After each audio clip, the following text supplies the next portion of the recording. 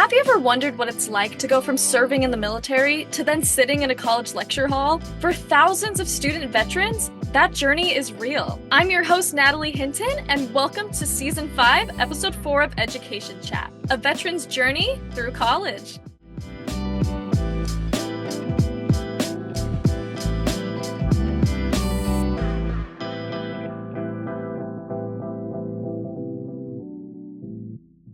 In the United States, there's approximately 16 million veterans, which makes up about 6% of the total population. My father himself listed in the Marine Corps back in the 80s as a lifeguard and became a third-generation veteran after his service. Many people know a veteran themselves, but what is the likelihood of knowing a student veteran? The Student Veterans of America organization reported serving about 800,000 student veterans in 2023, but many of their stories go untold. They're often met with misconceptions and obstacles that normal civilians never have to face when it comes to receiving an education. Today, I had the privilege to meet with a student veteran who is making change on his campus and spends his days advocating for students just like him. Meet Ralph Figueroa, a graduate student attending Cal State San Bernardino, who is here to talk about what it's really like to transition from military life to academic life. Thank you so much for meeting with me today, Ralph.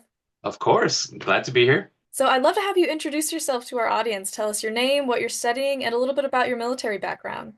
Absolutely. So my name is Ralph Figueroa. I'm a U.S. Army veteran. I served for 12 years in the Army, and currently I'm a third year grad student in the Rehabilitation Counseling Master's Program at Cal State San Bernardino.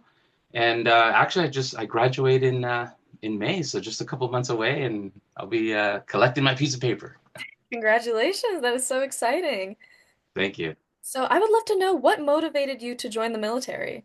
There was actually a couple reasons. I wanted a college education. I knew my parents, it was very difficult for them. We lived, didn't realize that we were poor, because we had everything that we needed, and that was okay. But I also didn't want to burden my parents with that responsibility, knowing that I could do it. But also, secondly, was my neighbor across the street, Mr. Green, was in the military himself. And one day, I was pretty young. He came out of his home, and he was dressed in his dress greens. And I just remember being in awe of all the stripes and the medals, and I was just like, wow, this is so cool. And as a kid, I used to play, Army with some of my friends, and growing up as a kid, I remember wearing like camo shirts and pants and stuff like that, and just kind of rolling around in the dirt. And when I joined the military, I actually joined at the age of 17, so I was still in high school when I got to go to basic training. So between my junior and senior year, I got to go. After graduation, I went to Fort Sill, Oklahoma. It was so awesome, and it was just like, wow, like this is what it's really like. And I enjoyed a lot of those moments in the military, but it was, to get my education and to show my neighbor, Mr. Green, that I wanted to kind of follow in his footsteps. Funny story though, when I came back from basic training, he happened to meet me there. He was outside, and when he saw me and I told him where I had been, and he teared up. That meant a lot to me. That gave me a lot of confidence in knowing I made the right decision. And I wanted to honor my country. I was born here. I have, I'm half Mexican and half Salvadoreño, but, that's my culture. My blood's always going to be there, but I was born here. I'm an American, and this was my way to serve my country, to do it faithfully, to do it with pride. And it's one of the best decisions to this day that I've ever made in my whole entire life. Yeah, well, I'm glad it was a decision that was fit for you, and I'm sure Mr. Green is still so proud of you seeing just where you are now also. Yeah, the last time I saw him, I think he's passed away already, but the last time I saw him, we talked about what I was doing and where, how I was still contributing to the military population in our community. And he was very proud of me, and that meant, like I said, a lot to me. So he was the head of school security for my school district. So it just meant a lot that because everybody in our community had a lot of respect for Mr. Green. He was this tall dude, and he just had this commanding presence. So for him to just embrace me as his brother, as he called me, he's like, you're welcome to the brotherhood, and to know that I was following in a similar footsteps in working with students, especially student veterans. I know he's looking down and proud of where I'm at right now too. So it's really interesting to hear that even when you joined the military at 17, you still had college in the back of your mind. That's something you wanted to do. So I want to know, Um, after 12 years in service, what kind of challenges did you face when you transitioned to student life from the military? so so I did two stints actually. If I'm going to be 100% honest. So I after my military service, I joined the National Guard unit, and I started going to school at Cal Poly, and this was, and I'm going to age myself a little bit. It was in like the late 90s, like 97, I believe. It was difficult. There were no veteran resource or success centers at the time. It was basically a window. You also got to be mindful of technology wasn't what it is now. You know, the cell phones, if you had a cell phone back then, you were somebody, you know, especially if you had that Motorola flip. And, you know, when you hung up on somebody, you knew they hung up on click, you Yeah. know, because you close that little clamshell. And it was difficult to navigate between having a full-time job. I worked as an instructional aide at the school district, working with children with disabilities, special education, and then going to school full time. That the 2 years that I was there, it was brutal, and I didn't really have a lot of guidance to the point where I felt the burnout after like maybe and we were in a quarter system back then. After about the second quarter, I was just emotionally, physically, mentally just drained, and having to balance going to work, going to school. So I was on the go all the time. Those last few years were such a blur because I don't remember where I was because I was just so busy all the time. And I took a break. I had to for my own mental health because it was literally just draining me. And so I took a break right around 2000. And as you all know, the what happened on 9/11 in 2001 changed the trajectory of my life and the lives of many other people because I was still under contract with the military, got deployed. So at that point, the education part of my journey took a back seat and went like that for many years. I kind of realized like, you know, maybe I don't need an education. I was a liberal studies major, I was thinking about going into education and teaching, but it just wasn't in the cards at the time. And during the pandemic is when I decided to go back. I know it was a weird time in our society. I mean, to think that, you know, the world shut down, like literally shut down. I took that opportunity to go back to Cal Poly and finish my degree, and just it was one of the scariest things to really embark into because it's like, you know, by this point I'm like 43 years old. I'm like, man, am I smart enough to be there?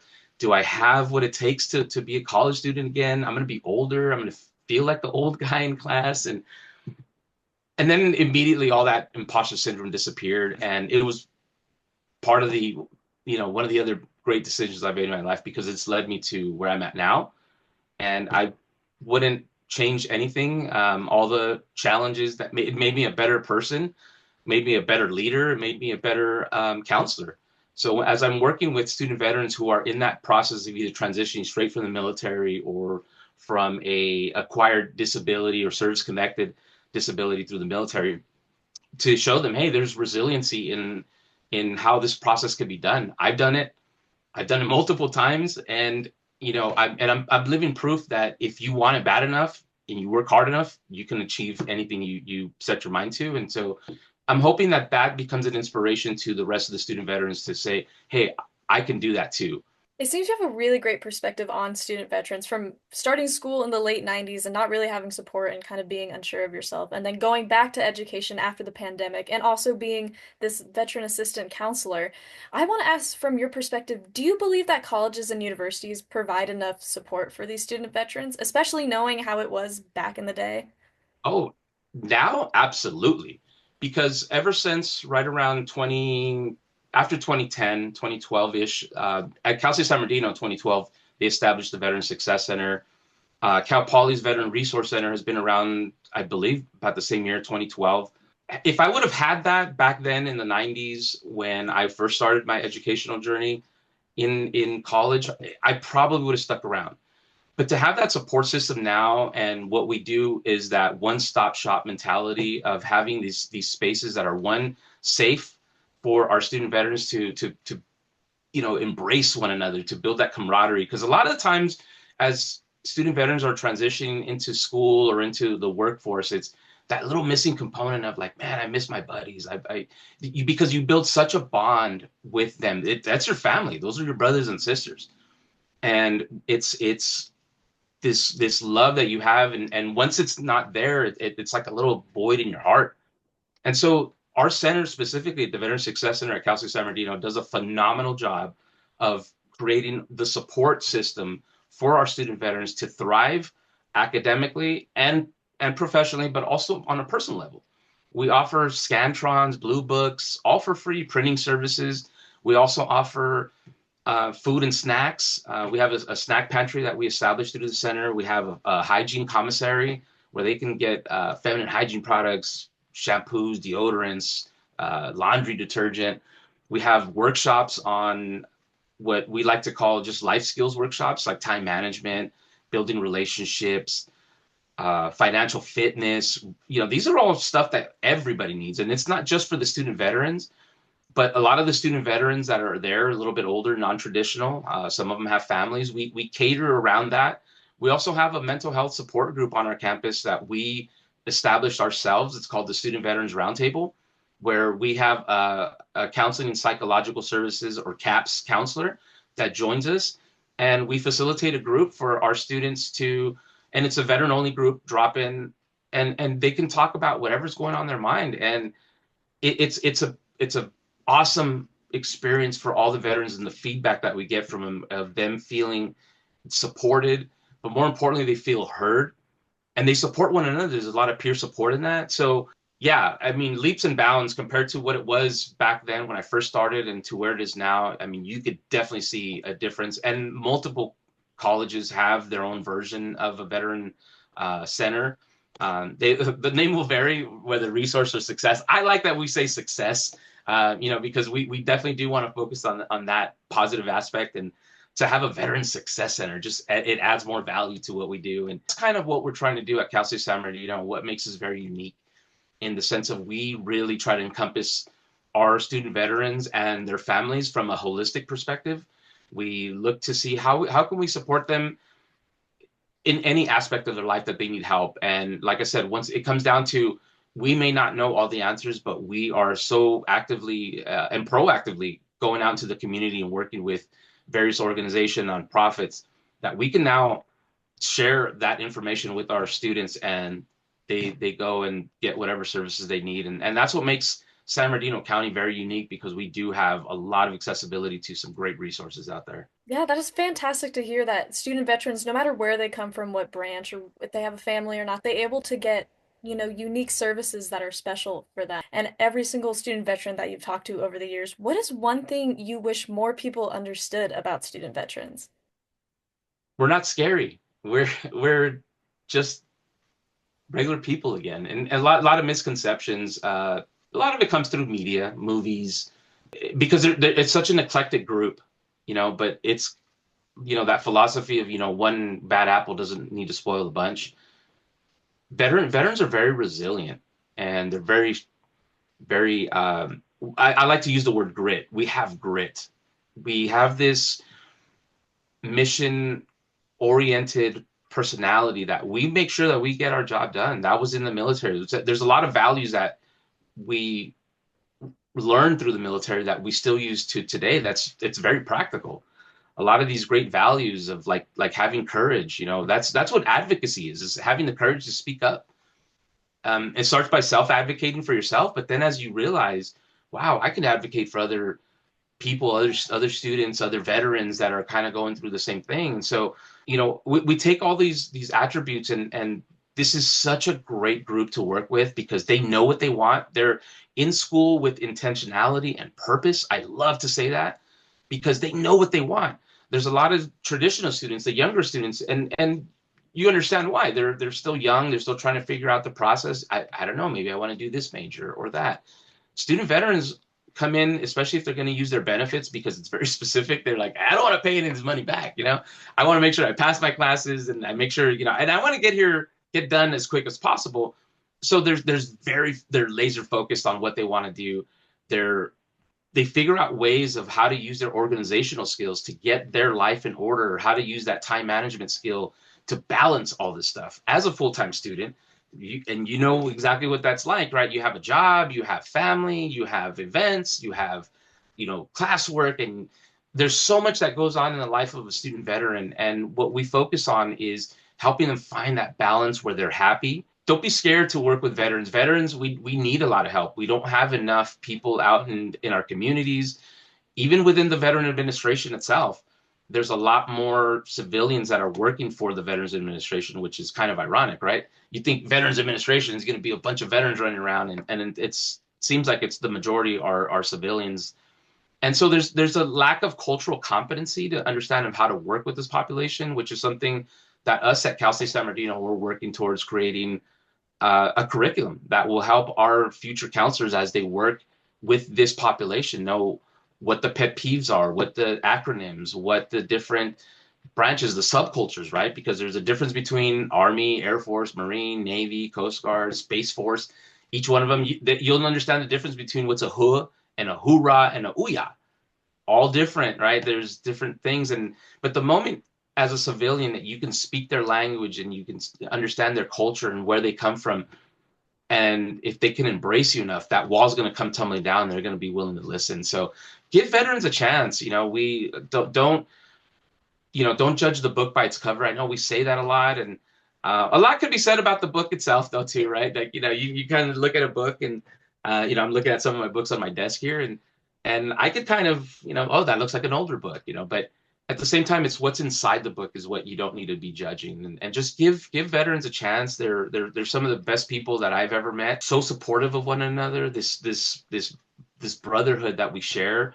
I know that if an emergency happens, I have a few guys that I could reach out to, and they will be at my house within minutes to hours, as quick as they can be. And there's guys that will be willing to travel across the country to support me or other fellow veterans, and vice versa. I will do the same for them. So like I said, to everybody out there that's listening, just give veterans a chance. I know they seem kind of hardened up, and they're like, don't assume that they all have PTSD.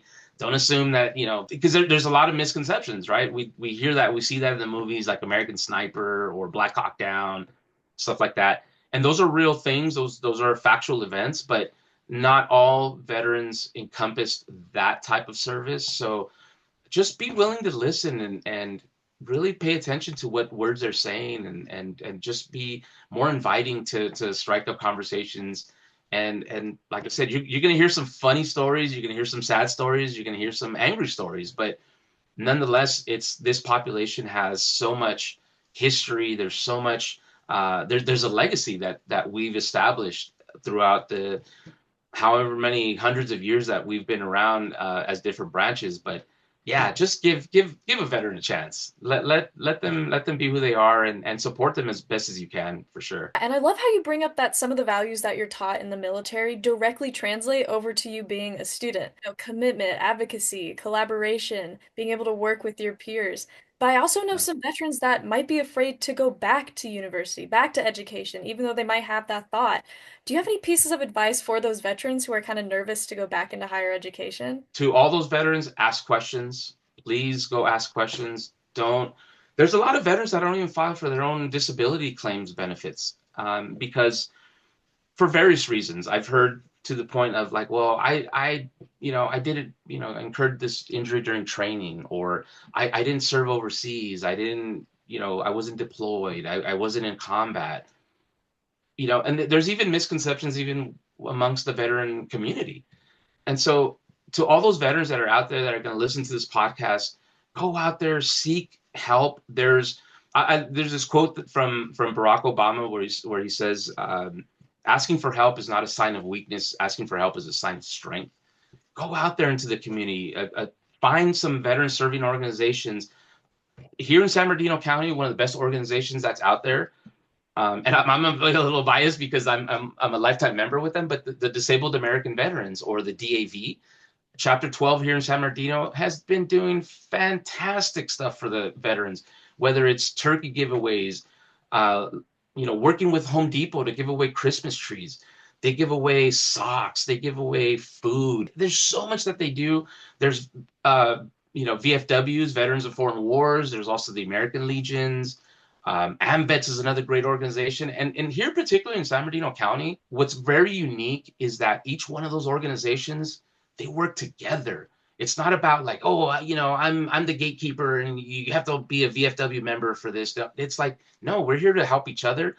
Another great organization, Elks Lodge 836, which is also in San Bernardino, phenomenal stuff that they're doing. The support that they give to the community, especially to young children, high school students with scholarships, but they also have money set aside where they donate and they do stuff for the veterans.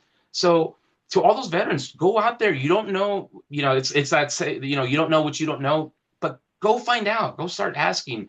As the commissioner for the Fifth District here in San Bernardino County of the Veterans Advisory Committee, please feel free to reach out to me. My responsibility to our district and to our county is to point you in the right directions. Like I said, I don't know the answer to everything, but I'm pretty sure I know who does.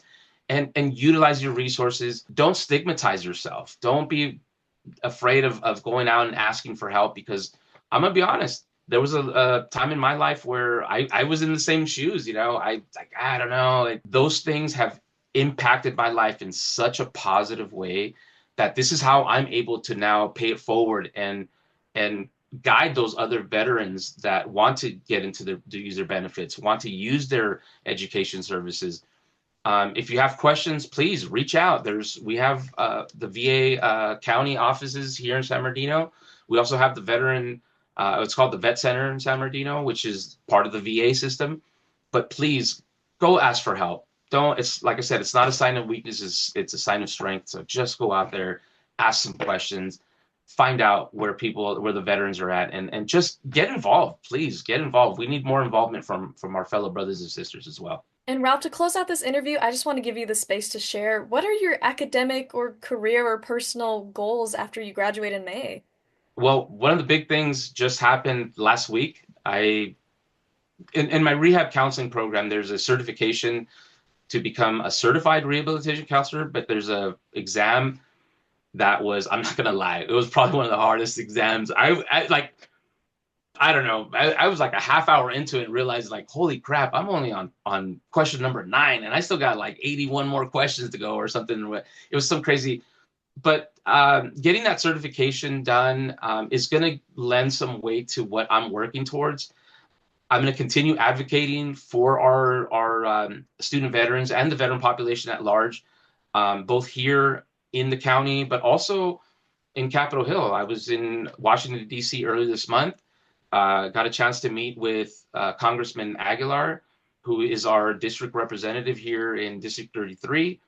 He actually invited me to join him as his guest at the State of the Union, which was a crazy, unique experience. My goal is to continue the advocacy for our veterans, especially student veterans, because that's kind of, I have an affinity to that group. And I intend to keep working in this field as a rehabilitation counselor to help them with vocational placement, finding jobs, but not just about the jobs. It's to get them that other support. There's a couple avenues that I'm exploring right now. I'm still at that point where I need to finish my classes. I'm at the finish line, but within the next couple months, there's going to be some positions that will be opening up. I applied to a couple jobs already.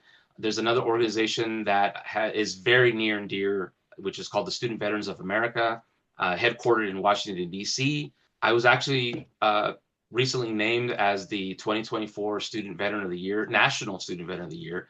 And just to have support from these just incredible organizations that fully support our veterans in these different spaces. I just want to continue doing my advocacy work and figuring out a way of impacting directly in our community and helping our veterans find jobs, finding the homeless veterans, get them some housing, transitional housing, get them into HUD VASH, and that extends to our families. It's not just about the veterans, right? Everybody thinks that it's just the veterans that serve, but when they deployed, you know, the spouse, the children had to pick up the slack for that parent that was deployed. So that's why we really focus on the dependents as well and the spouses, and to say, hey, it's not just us that served. You guys served along with us.